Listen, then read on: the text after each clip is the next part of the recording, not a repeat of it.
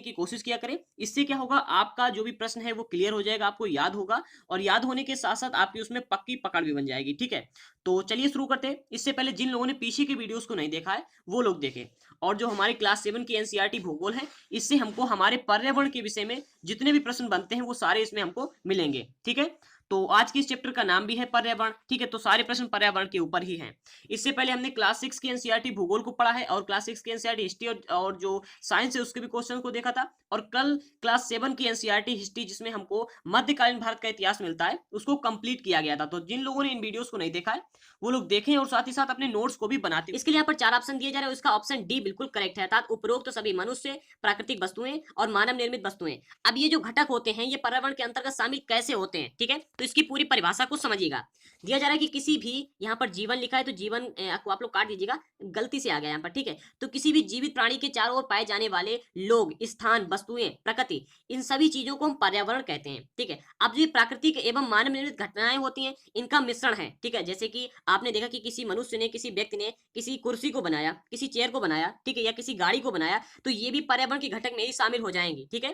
प्राकृतिक पर्यावरण में पृथ्वी पाई जाती है, ठीक है? और पृथ्वी के अंदर जो भी जैविक और अजैविक परिस्थितियां सम्मिलित होती हैं, ये सभी प्राकृतिक पर्यावरण के अंतर्गत आती हैं। और अगर हम लोग मानवीय पर्यावरण की बात करें, तो मानवीय पर्यावरण में मानव द्वारा जो भी गतिविधियां की जाती हैं, ठीक है, मानव की परस्पर प्रक्रियाएं, मानव के द्वारा की गई जो भी गतिविधियां होती हैं, उनके द्वारा बनी गई जो रचनाएं होती हैं, ठीक है? जैसे कि हमने अभी आपसे कहा कि कार है, बस है, प्राकृतिक मानव निर्मित वस्तुएं हैं, ये सारी चीजें आती हैं मानवीय पर्यावरण में, ठीक है? तो पर्यावरण को आप लोग दो में विभाजित कर सकते हैं, एक है प्राकृतिक पर्यावरण और देखें एक दूसरा है मानवीय पर्यावरण। प्राकृतिक पर्यावरण में क्या आता है, प्रकृति द्वारा हमको दी गई सभी वस्तुएं, जैसे कि आप देखेंगे पेड़ पौधे हैं, इसके बाद में आप देखते हैं कि जो पूरी पृथ्वी है, ये प्राकृतिक पर्यावरण में आती है। और इसके बाद में जो मानवीय पर्यावरण में क्या आता है, जो मानव निर्मित वस्तुएं होती हैं, ठीक है?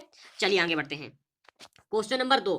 क्वेश्चन नंबर 2 में दिया जा रहा है कि पृथ्वी के चारों ओर फैली हुई वायु की परत को क्या कहते हैं? ऑप्शन ए वायुमंडल, ऑप्शन बी जैवमंडल, ऑप्शन सी स्थल मंडल, ऑप्शन डी जल मंडल। अब इन चारों कथनों में से, चारों ऑप्शनों में से जो ऑप्शन सही होगा वह ऑप्शन ए अर्थात वायुमंडल। अब इसको समझिएगा, ठीक है? वायुमंडल तो ये तो आप सभी लोग जानते हो, क्योंकि आप इतने छोटे बच्चे तो है नहीं अब, लेकिन इसको पूरा समझिए कि वायुमंडल कैसे कहते हैं, इसके अंतर्गत क्या क्या आता है, ठीक है? तो हमारी जो पृथ्वी है, पृथ्वी के चारों ओर फैली हुई इस वायु की परत को हम कहते हैं वायुमंडल। और पृथ्वी का जो गुरुत्वाकर्षण बल होता है, वो अपने चारों ओर के वायुमंडल को थामे रखता है, ठीक है? हमारी पृथ्वी पर गुरुत्वाकर्षण बल पाया जाता है और इसीलिए हम लोग धरती पर रुक पाते हैं। नहीं तो अगर आप अंतरिक्ष में जाएंगे, चंद्रमा पर जाएंगे, तो वहां पर देखेंगे कि वहां पर गुरुत्वाकर्षण बल नहीं है, वायु नहीं है, और आप वहां पर अगर तेजी से दौड़ने लगे तो आप वहां पर ऐसे ही चलते रहेंगे, ठीक है?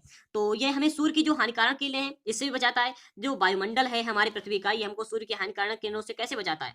क्योंकि ये कई सारी परतें बनाए हुए हैं, ठीक है? और जो वायु की परतें हैं, यही हमको सूर्य की हानिकारक किरणों से बचाता है। और इनमें कई प्रकार की गैसें, धूलकण एवं जलवाष्प उपस्थित होते हैं। जो वायुमंडल है, इसमें आप धूलकण भी होते हैं, जलवाष्प भी होता है जो कि बादल के रूप में होता है, इसके बाद में गैसें भी होती हैं, ठीक है? और वायुमंडल में जब परिवर्तन होता है और इसके परिवर्तन से मौसम परिवर्तित होता है और जलवायु में भी परिवर्तन आता है, ठीक है? चलिए आगे बढ़ते हैं। Question number 3। तीसरा प्रश्न पूछा जा रहा है कि पादप एवं जीव जंतु मिलकर किस मंडल का निर्माण करते हैं? तो इसका ऑप्शन बी बिल्कुल करेक्ट होगा, था जैव मंडल का। अब इसके विषय में भी मैंने थोड़ी सी बात रख ली है, तो इसको भी समझिएगा। जो पेड़ पौधे होते हैं और जो जीव जंतु होते हैं, ये सभी मिलकर के जैव मंडल या फिर सजीव संसार का निर्माण करते हैं, ठीक है? क्योंकि जीव जंतु में तो हम लोग भी आ जाते हैं, ठीक है? और पेड़ पौधों में तो आते हैं ये पादप, ठीक है? और इसके बाद में ये क्या है कि ये सभी लोग या तो जैव मंडल कहें इसको, या तो कहें सजीव संसार, इसका निर्माण करते हैं। और यह पृथ्वी का वह संकीर्ण क्षेत्र है जहां पर स्थल, जल और वायु, ये सभी मिलकर के जीवन को संभव बनाते हैं, ठीक है? चलिए आगे बढ़ते हैं। नंबर 4, ये इंपॉर्टेंट है, ठीक है? पूछा जा रहा है कि पर्यावरण शब्द की उत्पत्ति किस भाषा से हुई है? Option A French, option B Germany, option C Sanskrit, option D अंग्रेजी। तो इसका कौन सा ऑप्शन सही होगा, इसके बारे में तो आंसर दीजिएगा और कुछ टिप्पणी भी कीजिएगा, ठीक है? तो चलिए इसका आंसर मैं आपको बताता हूँ, आप लोग आंसर देने के लिए वीडियो को रोक लिया करें, ठीक है? तो इसका आंसर ए बिल्कुल होगा, ठीक है? इसका ऑप्शन ए बिल्कुल करेक्ट होगा। जो पर्यावरण है, इसका अर्थ होता है एनवायरनमेंट, ठीक है? पर्यावरण इसको हम लोग इंग्लिश में एनवायरनमेंट कहते हैं। और इस शब्द की उत्पत्ति हुई है एक फ्रेंच शब्द से, जिसको हम लोग कहते हैं एनवायरोनेर, ठीक है? एनवायरोनेर इसको, और एनवायरोनेर या फिर आप इसको कह सकते हैं एनवायरोनेर, ठीक है? ये दो शब्द दिए गए हैं, यही आपकी एनसीईआरटी में भी दिए गए हैं। इन दोनों शब्दों से उत्पत्ति हुई है पर्यावरण की, और इसको इंग्लिश में कहा जाता है एनवायरनमेंट, ठीक है? और इसका अर्थ होता है पड़ोस, ठीक है? अर्थात नाइबरहुड, ठीक है?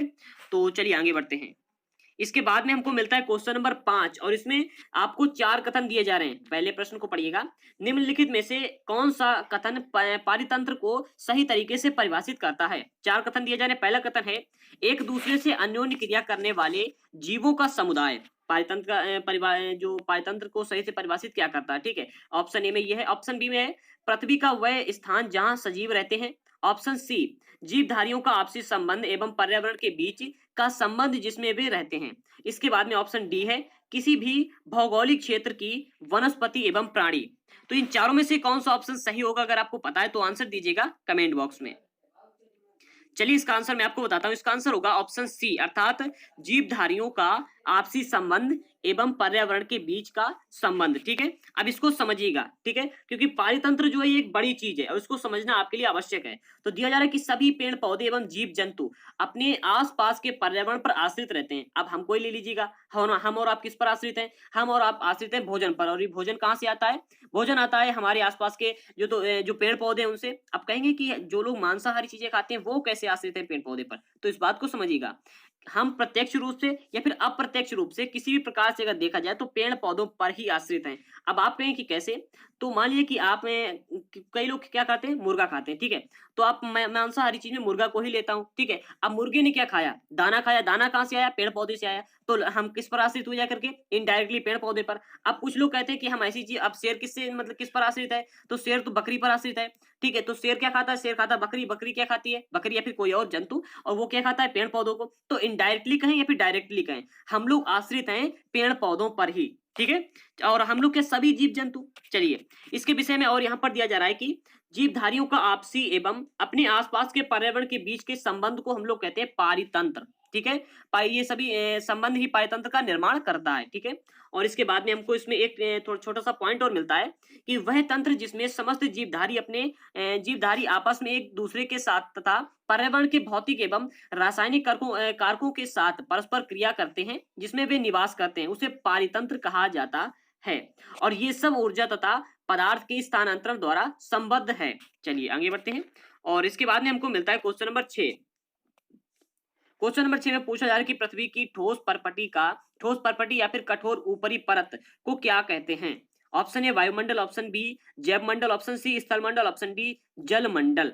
तो इनमें से कौन सा ऑप्शन सही होगा बताइएगा। अब मैं आपको यहाँ पर सारी चीजों को बताता हूँ। वायुमंडल वो होता है जिसमें वायु होता है। जैव मंडल क्या होता है? जिसमें जीव जंतु पाए जाते हैं, ठीक है। जल मंडल में जल पाया जाता है। तो ये तो स्थल मंडल ही होगा। तो ये होगा इसका ऑप्शन सी बिल्कुल करेक्ट होगा, अर्थात स्थल मंडल। अब इसके विषय में भी मैंने कुछ टिप्पणी रख ली है, ठीक है।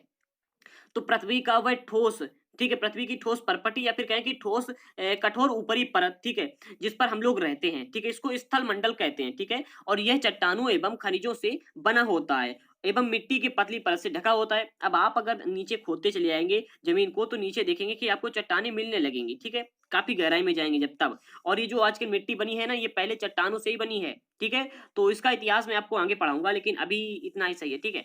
इसके ऊपर एक टिप्पणी भी दी जा रही है कि जल के क्षेत्र को जलमंडल कहते हैं, जैसा कि मैंने आपको यहाँ पर बताया। जल के क्षेत्र को जलमंडल कहते हैं और यह जल के विभिन्न स्रोतों जैसे कि नदी है, झील है, समुद्र है, महासागर है, इन सभी चीजों में पाया जाता है, ठीक है। जैसे विभिन्न जलाशयों से मिलकर के बनता है। चलिए आगे बढ़ते हैं। और आज का लास्ट क्वेश्चन है क्वेश्चन नंबर 7।